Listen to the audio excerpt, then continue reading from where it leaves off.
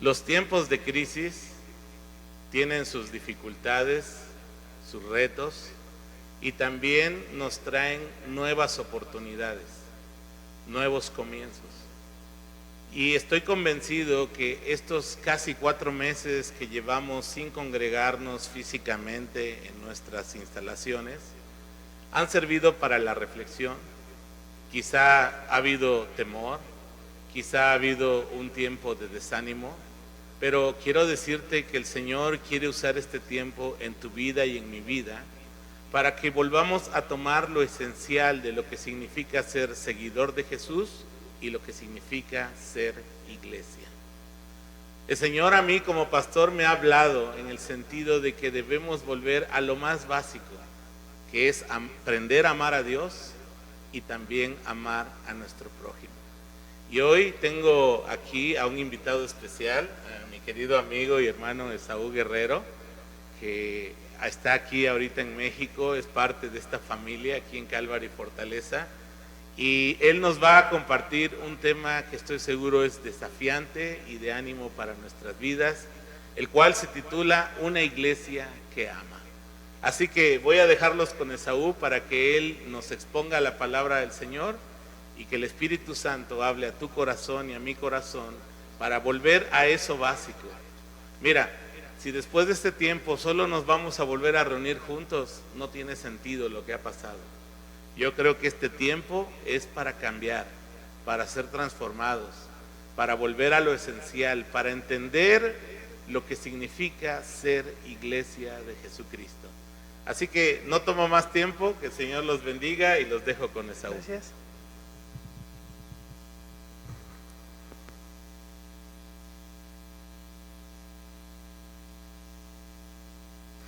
Primeramente quiero agradecer al Señor por esta oportunidad que me da de poder expresar a las demás personas su palabra. Es un agradecimiento rotundo que tengo en mi corazón.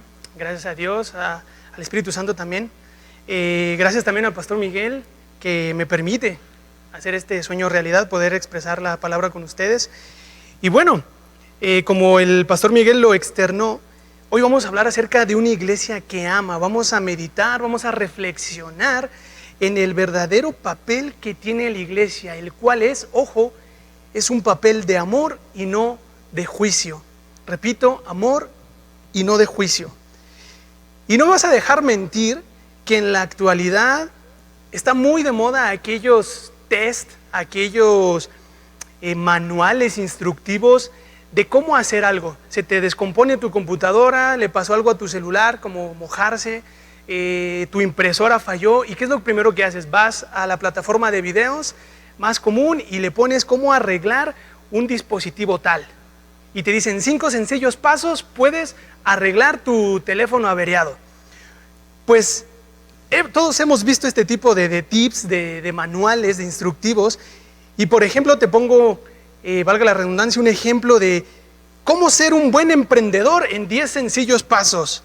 O para aquellos enamorados, cómo enamorar a la chica de tus sueños en 5 sencillos pasos. Pero hoy, mi estimado hermano, no te voy a hablar de nada de eso, pero sí te traigo un manual, un instructivo de cómo matar a tu iglesia en 10 sencillos pasos. Y el paso número 1, no vayas a la iglesia. Pero si llegas a ir, ¿sabes qué? Llega tarde. Paso número 2, si te obligaron a ir a la iglesia, actúa de mal humor. Y que no te baste eso, pon una cara de pocos amigos. Siéntate hasta atrás, allí vas a poder estar con el celular sin que el pastor te mire.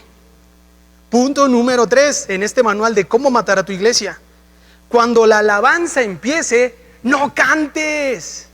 Inclusive quédatele viendo mal a aquellas personas que levantan sus manos o a aquellos hermanos que desentonan. Punto número 4. Cuando todo el servicio termine, pregúntate, ¿a esto vine a la iglesia? Mejor me hubiese quedado en mi casa. Punto número 5. No aceptes una invitación a servir en la iglesia.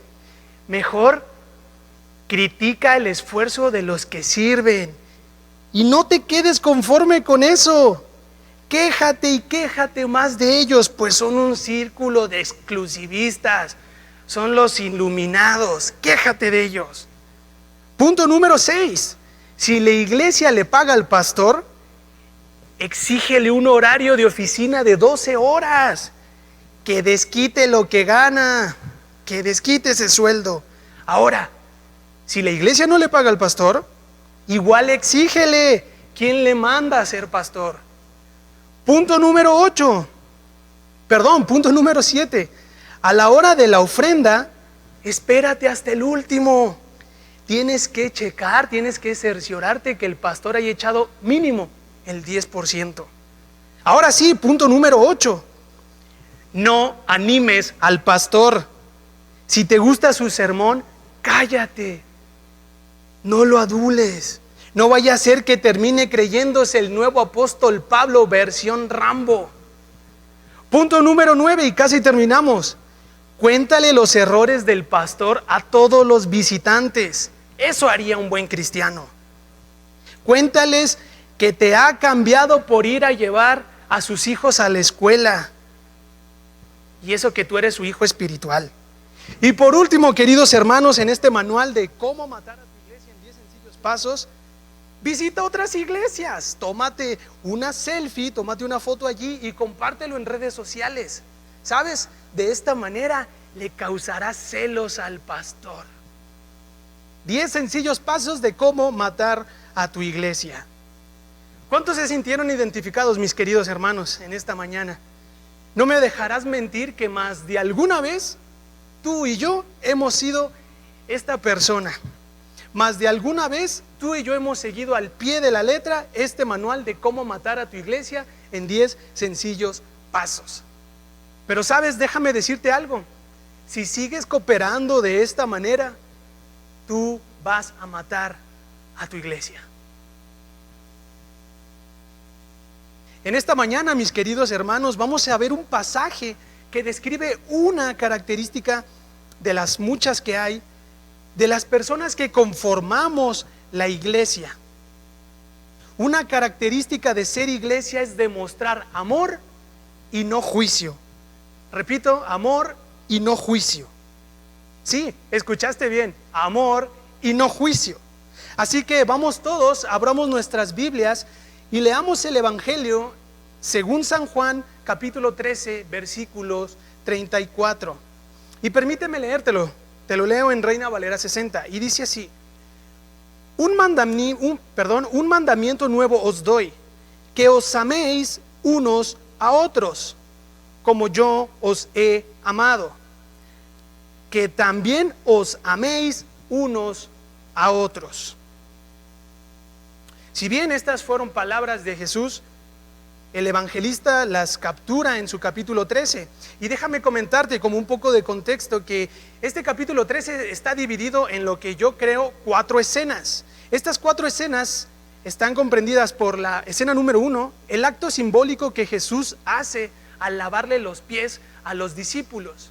Ahí Juan nos narra cómo Jesús lleva ese acto de humildad a sus discípulos. Escena número 2, Jesús anuncia la traición de Judas. Esto en los versículos 18 al 30.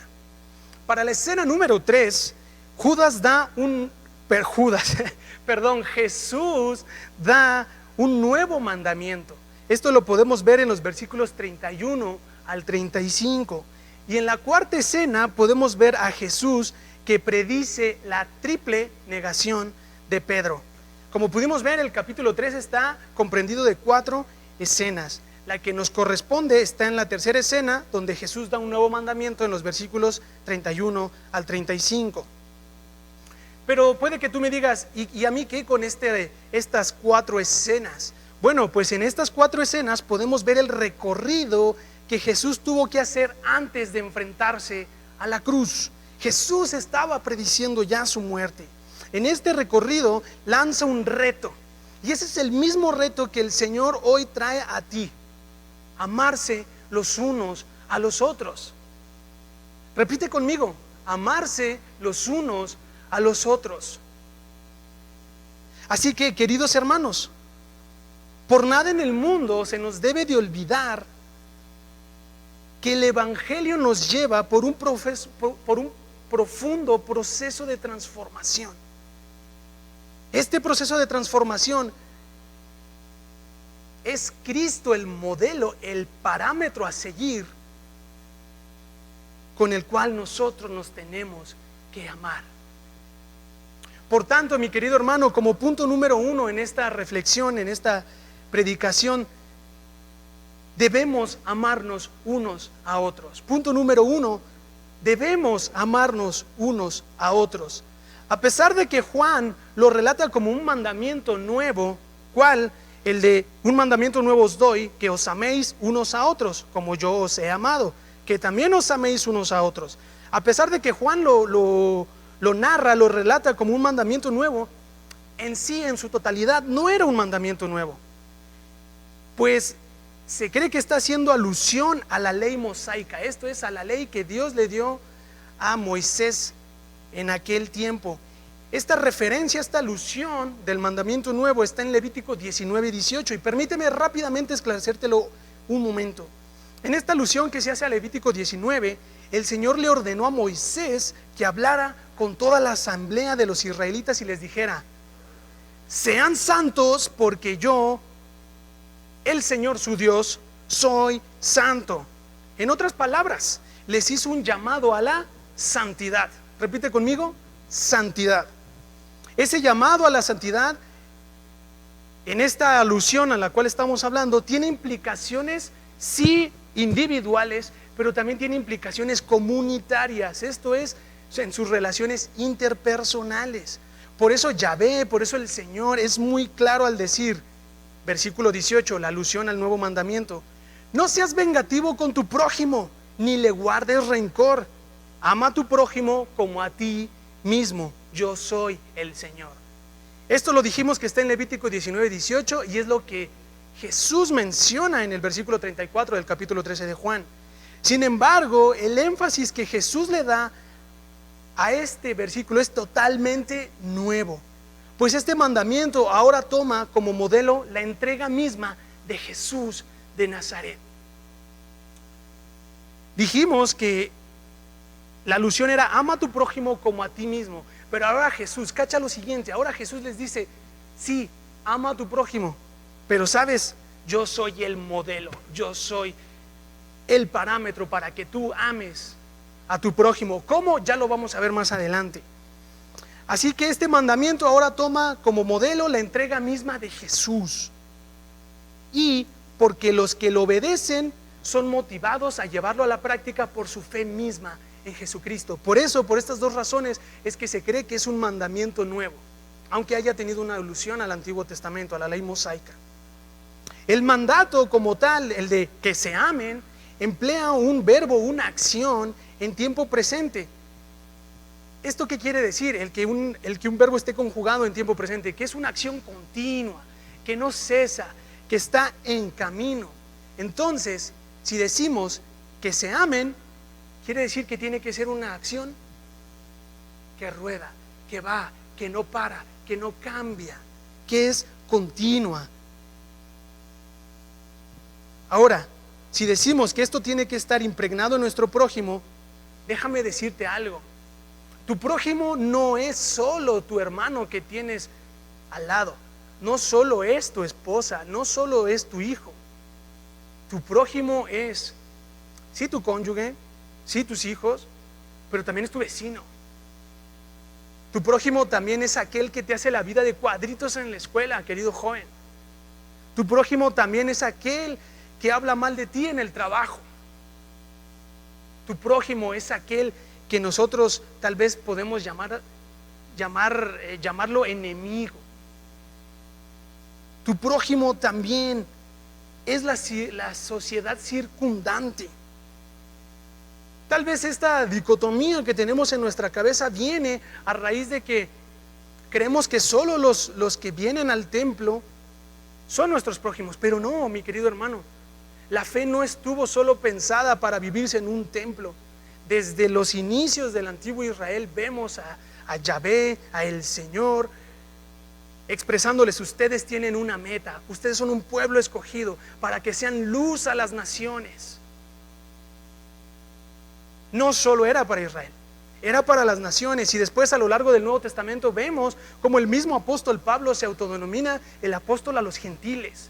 Después también de una transformación a través del Espíritu Santo, Pedro, que también creía que solo era para los judaizantes, se le revela el Espíritu Santo y ¡pum!, cambia de idea. Y ahora también le predica a los gentiles. Ya no hay esa distinción entre griego, judío, gentil. Pues, querido hermano, a todos ellos hay que amarlos como a nosotros mismos. El mandamiento nuevo es que tiene que ser con la intensidad con la que Cristo nos amó, sacrificial. Muchas veces no nos gusta amar al que nos hace daño, pues a Él tienes que amar. Muchas veces al niño en la calle es al que también tienes que amar. A los que están en los orfanatorios, a los que están en la casa hogar, a lo que la sociedad no quiere, a ellos también tenemos que amar. Al mandarles Jesús que se amen unos a otros, el contexto inmediato es claro. Está haciendo referencia al amor mutuo entre los 11 discípulos. Recordemos aquella narración también, donde el evangelista dice que viene Juan y su hermano y quieren ser el que está a la derecha.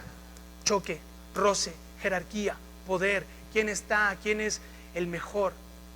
Bueno, en ese contexto también Jesús les dice: ámense, mis queridos discípulos. Sin embargo, mi querido hermano, la exhortación no se queda en los 11. También es para nosotros, por los méritos hechos por Jesucristo en aquella cruz. Es que nosotros también somos coherederos del reino y también nosotros somos llamados a amar con la misma intensidad que Cristo nos amó.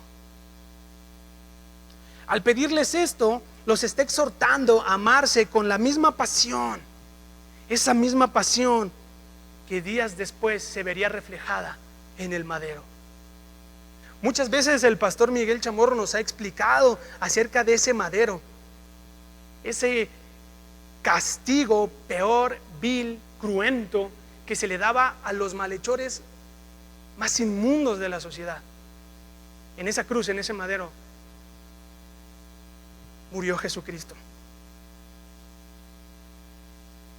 A la luz de esto, yo te hago la siguiente pregunta: ¿qué es lo que no debe distinguir a los seguidores de Cristo? ¿Qué es lo que no debe distinguir a los seguidores de Cristo? Y déjame mencionarte uno de los muchos ejemplos que hay. Algo que no debe de distinguirnos son aquellas férreas peleas por defender la sana doctrina. Y lo peor es que los hacemos en las redes sociales, mi querido hermano. Nos creemos los nuevos apologetas del siglo XXI. En estos diálogos muchas veces lo que pasa es de que se manda al infierno directamente sin pasar por el purgatorio. Broma. Los mandamos al infierno no a uno, sino a un sinfín de hermanos en la fe. ¿Por qué? Porque no poseen la misma doctrina fundamentalista que tal vez esa persona sostiene. Los excluimos, les decimos que no son hijos de Dios, que pertenecen a una secta, etc, etc, etc. Este es uno de los distintivos que no caracterizan a los seguidores de Jesucristo. Ahora, en ese contraste, ¿qué sí distingue a los seguidores de Jesucristo, a los discípulos de Jesucristo, a la iglesia de Jesucristo? Lo que sí los distingue es amar a nuestro prójimo, como ya lo dijimos, con esa misma intensidad, con esas ganas, con esa actitud férrea. Esto significa que debemos demostrar amor siendo tolerantes con los que no piensan igual que nosotros. Por poner un ejemplo de lo que no nos debe distinguir. Debemos ser tolerantes con los que no piensan igual que nosotros. Y no vayamos muy lejos. En la iglesia hay un sinfín de hermanos que no piensan igual que nosotros. Alguno quiere una ventana de color verde, otra blanca. Algunos quieren la batería de este lado, otros no quieren batería. Cosas negociables. Sin embargo, nos damos a las piñas pensando que tenemos la verdad absoluta. Las personas sabrán, mi querido hermano, que ustedes y yo somos la iglesia de Jesucristo hasta que empecemos a amar a la sociedad. Recuerda, un discipulado que ejemplifique el carácter de Jesucristo y los valores del reino siempre transformará a la sociedad. Un cristianismo light no transformará a la sociedad.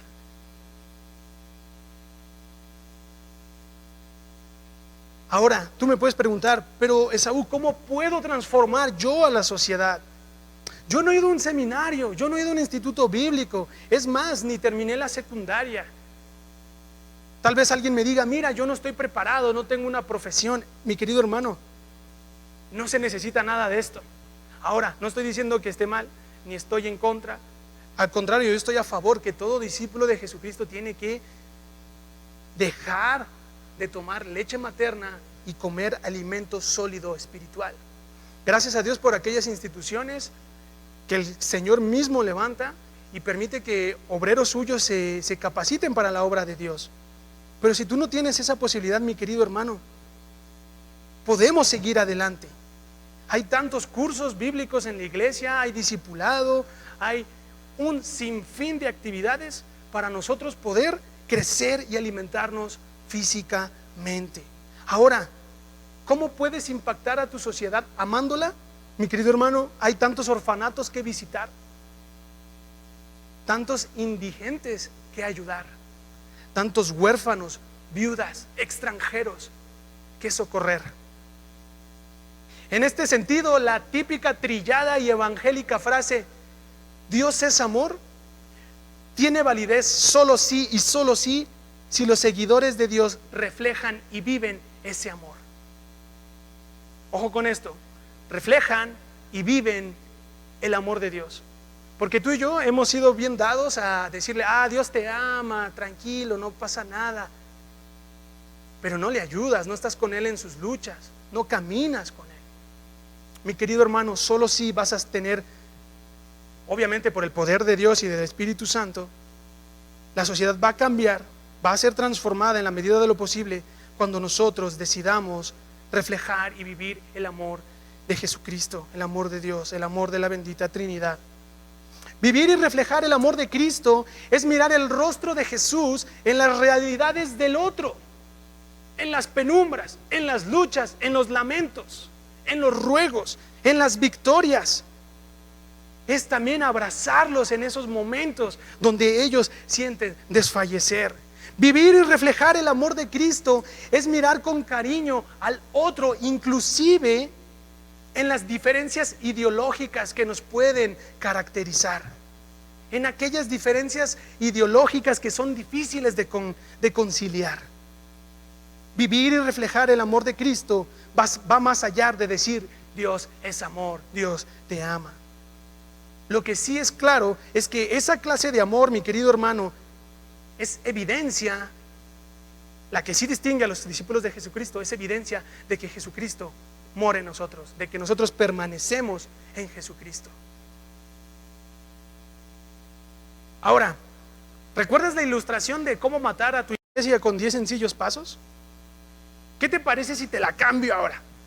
¿Qué te parece si tú y yo juntos, ahí en la comodidad de tu casita, podemos crear un manual que diga cómo ayudar a tu iglesia? ¿Cómo hacer que tu iglesia crezca? ¿Qué pondrías tú?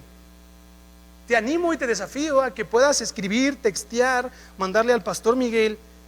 ¿Qué ideas tienes para hacer que tu iglesia crezca? Hablando iglesia local, recordando que nosotros somos la iglesia, que un templo no nos define, que una serie de rituales o dogmas no nos define. Somos iglesia todos. ¿Qué pondrías tú? ¿Sabes? Yo fui muy retado, animado cuando estaba desarrollando este sermón. Yo pondría amar a otros en el sentido de tener los ojos abiertos a las necesidades de los demás, a las necesidades de los oprimidos, a las necesidades de los rechazados, de los discriminados. Todos hemos sido rechazados, todos en alguna medida hemos sido oprimidos, discriminados, tal vez étnicamente, racialmente, por estatus económico también, por alguna ideología, ya sea política, etc. Puedes amar, mi querido hermano, a tu prójimo con la misma intensidad con la que Cristo nos amó en la cruz, abrazando a tu hermano en sus realidades. Así que, mi querido hermano, hasta este momento hemos visto las razones por las cuales debemos practicar el verdadero amor. Pero ahora es tiempo de mencionar el punto número 2. Así que si estás en casita escribiendo, te recuerdo el punto número 1. Y dice así: debemos amarnos unos a otros. El punto número 2 es: en Jesucristo está el verdadero amor. Que no vengan a ti, mi querido joven, mi querida jovencita, a vender esa trillada y tal vez anticuada ideología de que tu novio puede ser tu verdadero amor. No, mi querido joven, mi querida jovencita, yo también estuve en tu lugar, tal vez en otra realidad, en otro contexto, y siempre escuchaba a mis amigos decir: es que le voy a pedir la prueba de amor, a ver si me ama como realmente es. Pues yo te puedo decir que a la luz de lo que estamos hablando, eso no es verdad. En Jesucristo está el verdadero amor. La segunda parte de este mandamiento, que dice así: como yo los he amado, la Reina Valera 60 lo traduce en tiempo pasado. Sin embargo, el que esta acción esté en tiempo pasado no inhibe el hecho de que ese amor apunta a la cruz, apunta a la crucifixión. Y no solo eso, sino ese estandarte que como cristianos nos debe caracterizar: la resurrección del Hijo de Dios. Como yo los he amado, pero aún no los amaba. Esto es, aún no se entregaba ese madero. Pero eso apunta a que más adelante lo iba a demostrar. Desde que Jesús es dueño y Señor de nuestras vidas, mi querido hermano, debemos amar a otros con ese sacrificial amor. Y tal vez pienses que estoy redundando mucho, pero creo en esa metodología didáctica de la repetición, para que cuando tú vayas a tu casa, salgas a comprar, salgas a trabajar y veas a un niño de la calle, puedas demostrar amor. No te estoy diciendo que les des una moneda, porque muchas veces eso genera que los papás todavía estén oprimiendo más a los niños. Yo solo te digo: muestra amor. Ya más adelante te daré algunos tips prácticos por si eres muy kinestésico, que quieres estar haciendo y haciendo. Te voy a dar algunos tips para que te los lleves ahí en tu corazón. Ahora, tal amor, ese del que hemos venido hablando, no solo nos llevará a Cristo, no solo nos mantendrá unidos y fortalecidos, sino que también llevará a otros que no le conocen a Cristo. ¿Sabes? Vivimos en una etapa, en una era, en un contexto posmoderno, donde las verdades absolutas no existen, donde tu verdad, si te sirve, buena onda tu verdad, mientras no me la impongas y no me oprimas con tu verdad. Vienes del otro lado y esa verdad es su verdad y listo. Bueno, ¿por qué el cristianismo ha perdido tanta relevancia en el siglo XXI? ¿Por qué en contextos europeos la gente no quiere saber nada de ese Jesús crucificado? ¿Por qué los adolescentes de esta edad ya no son apasionados como lo fueron la generación pasada? Tal vez la de nuestros padres. Aquellos que conocían de Jesucristo se convertían a Dios alcohol, a Dios promiscuidad, a Dios drogas, a Dios tabaquismo. ¿Por qué ahora los jóvenes no van más allá? Porque, mi querido hermano, y te hablo como una persona tal vez millennial, un agente posmoderno, ¿sabes? Nos hemos cansado de la hipocresía. Ese es un distintivo que no caracteriza, no debería de caracterizar a los seguidores de Jesucristo. ¿Sabes? En esta era contemporánea, posmoderna, lo que nuestros jóvenes necesitan son ejemplos de vida. Ejemplos que encarnen el evangelio bendito, sanador, restaurador y liberador de nuestro Señor Jesucristo. Ese evangelio que ama y que no juzga. En ningún momento veo al Señor Jesús juzgando a la prostituta por lo que hizo. En cambio le dijo: hey, ¿dónde están los que te querían apedrear? No lo sé, Señor.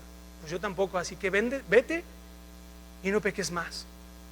Pero ahora lo que hacemos es juzgar, es apuntar con el dedo, y no se diga en nuestros contextos eclesiales. Es que tuvieras tal personita, el hijo de tal persona cayó en pecado, créeme. Pero yo no veo a ese cuerpo de discípulos diciendo: yo junto con la ayuda de otras personas y en dependencia del Espíritu Santo vamos a restaurar a tal chico, a restaurar a la nueva madre soltera, a restaurar al nuevo inmigrante que llega a nuestro país herido por lo que otras personas le han hecho. Criticamos, juzgamos, pisoteamos, escupimos, ponemos una corona de espinas en estas personas y creemos que somos mejores que ellas porque pecamos de diferente manera. Ahora también caemos en esa fragmentación, en esa jerarquización de pecados, donde robar, donde quedarte el cambio de las tortillas es un pecado mínimo, pero donde pecar sexualmente es un pecado que Dios guarde, que se desate el apocalipsis. Hermanos, no hay jerarquía de pecados. Tanto mentir como robar es lo mismo, es la misma implicación ante la justicia divina de nuestro Dios como aquel que viola. Todas esas personas necesitan el evangelio liberador, sanador, restaurador de nuestro Señor Jesucristo. Ahora, puede que tú me digas: bueno, Esaú, me queda claro, tenemos que amar con la misma intensidad, pero ¿cómo podemos amar a otros de la manera que Jesús nos ama? En cosas prácticas, ¿tú qué me recomendarías? Bueno, yo te hice una lista de 7 cosas que yo infiero, que yo creo, a mi verdad, que tú puedes amar a otros de la misma manera que Jesús nos amó. Y esta es: cuidar a las personas y no señalarlas. Y aquí entra nuestro pastor. Cuidar a nuestro pastor, abrazar a nuestro pastor, orar por nuestro pastor, invitarle una Coca-Cola a nuestro pastor y dejar de señalarlo. Punto número 2: sanar, liberar y restaurar a las personas en vez de herirlas por la espalda. Punto número 3: cambiar la superioridad moral o espiritual por humildad. Dejar esa arrogancia de yo soy mejor porque estoy en la alabanza, por mencionar un ministerio, que aquella persona que solo viene a escuchar. Punto número 4: ¿cómo puedes amar a otros a la manera que Jesús nos amó? Con un sencillo ¿puedo ayudarte? Con un sencillo ¿me dejas ayudarte de una manera genuina y solidaria? Punto número 5: un almuerzo inesperado para un desconocido, para una persona que tiene hambre, para un extranjero que llega a la ciudad y que está buscando una congregación. Punto número 6: un te perdono para quien nos hace daño. Difícil. Tenemos un lado humano que nos da un cortocircuito al decir te perdono. Aunque se lo merezca o no, mi querido hermano, debemos perdonar si queremos amar a la manera que Jesús amó. Él nos perdonó. ¿Qué te hace pensar que tú no debes de perdonar? Punto número 7 y último: un abrazo compasivo en medio de la tristeza ajena. ¿Cuántas personas no se han visto afectadas en esta era de crisis sanitaria? ¿Cuántas personas no han tenido un fatal deceso de algún familiar, de algún amigo, de algún conocido? ¿Cuántas personas se han quedado sin trabajo? ¿Cuántas personas no tienen que llevar a sus casas? Gloria a Dios si tú no estás en uno de esos escenarios. Pero lo que sí te puedo decir, mi querido hermano, es que esta pandemia, lo que nos vino, entre una de las tantas cosas que nos vino a dejar, es darnos cuenta lo egoístas que somos. Sí, decimos, amamos a Dios y servimos al que está a nuestro lado, pero a la hora de los trancazos no es cierto. Esta es una buena manera para que tú hoy, mi querido hermano, renueves ese pacto de amar a los otros como a ti mismo ante los ojos de Dios. Abraza a estas personas que por medio de esta crisis hoy se están lamentando, hoy están llorando, hoy no tienen que comer. Una de mis tantas oraciones, y que ojalá tú puedas orar esto, es de que juntos como iglesia pidamos al Espíritu Santo que nos revele, que nos muestre aquellas necesidades a cubrir de nuestros hermanos y de la sociedad circundante. Te animo y te reto, mi querido hermano, a que hoy puedas orar en el Espíritu Santo porque te revele aquellas necesidades que necesitas cubrir, de gracia como recibiste de gracia. Y ya casi para terminar, mi querido hermano, te quiero leer una pequeña porción, una pequeña frase de un amigo mío, muy estimado, biblista, se llama Diego Ayala, y él dice lo siguiente: la iglesia de Jesús es aquella comunidad contracultura caracterizada por los valores y normas de su reino descrito en el Sermón del Monte. La iglesia de Jesús, tú y yo, debemos de ser caracterizados por ser una comunidad contracultura. Esto es, yo perdono, yo amo, yo pongo mejilla, yo pongo la otra, yo oro por mis gobernantes, yo soy sal y luz. Comunidad contracultura, comunidad que no denigra, que no discrimina, comunidad que abraza, que ama y que restaura. Recuerda, mi querido hermano, que Jesucristo vino para sanar, liberar y restaurar. Vino por todos aquellos que confiesan que Jesús es su Señor. Juan termina diciendo que si nuestro amor por otros es semejante al de Jesús, esto será un indicativo de que somos sus discípulos. Y déjame leerte por última vez el versículo. Un mandamiento nuevo os doy, ya lo hablamos, que os améis unos a otros, como yo, dice Jesucristo, os he amado. Y termina con esta porción de la cual ahora estamos hablando: que también os améis unos a otros. Y más adelante Juan termina diciendo que si nosotros expresamos este amor, si lo llevamos a la práctica en el camino cotidiano, realmente reflejaremos que somos sus discípulos. Ahora, yo no te quiero preguntar si eres discípulo o no, si llevas a cabo tales prácticas o no. Yo te quiero decir, si no lo has hecho, es un buen momento para marcar un punto y aparte, doblar rodilla ante el Todopoderoso y decir: Señor, perdón por no perdonar, perdón por sostener una raíz de amargura contra mi padre, contra mi hermana, contra mi tío, contra mi primo, contra aquella persona que me hace daño. Hoy decido amar, y a la misma intensidad que tú nos amaste en esa cruz, dándonos vida eterna, liberándonos del castigo por nuestros pecados, reconciliándonos con todo lo creado.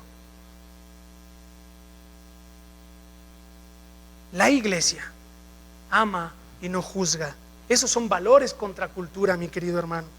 Son valores que nos caracterizan. Son valores del reino. No te olvides, todo discípulo de Jesucristo transforma a la sociedad. No es un evangelio de la élite, no es un evangelio para religiosos. Es un evangelio liberador, sanador y restaurador. Transforma sociedades. Así que por último, mi querido hermano, recordemos que una característica de ser iglesia es amarnos los unos a los otros. Esto es, a través de actos cotidianos de no juzgar y de amar. Esto es, ver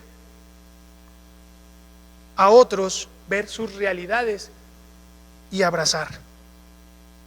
Solo una iglesia que ama, que cuida, que sana, que brinda esperanza, que entrega su vida en solidaridad por otros, una iglesia que es humilde y que sirve a su ciudad, es una iglesia que tiene por cabeza el evangelio de Jesús.